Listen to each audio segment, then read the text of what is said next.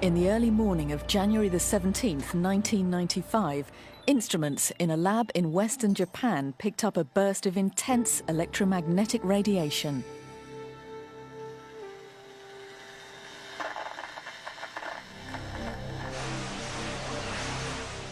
It was the signature of a massive earthquake which had just struck the city of Kobe from its epicenter 20 kilometers to the southwest.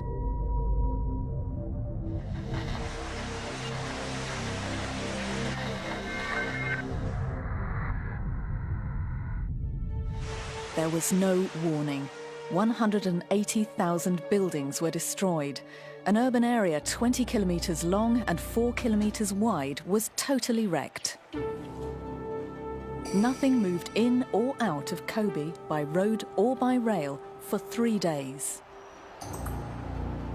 The root of the disaster was a shock that happened on the boundary between the Eurasian and the Philippine plate, a boundary that runs right beneath the city.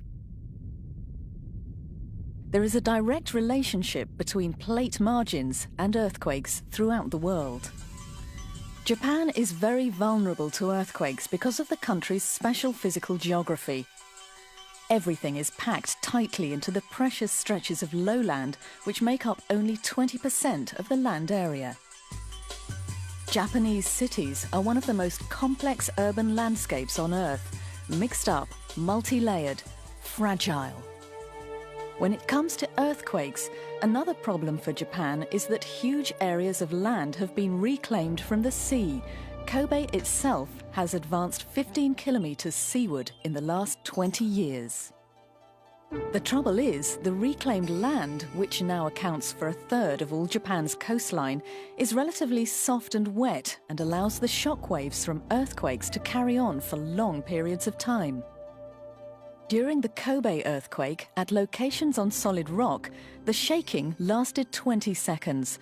On the reclaimed land, it went on for 2 or even 3 minutes.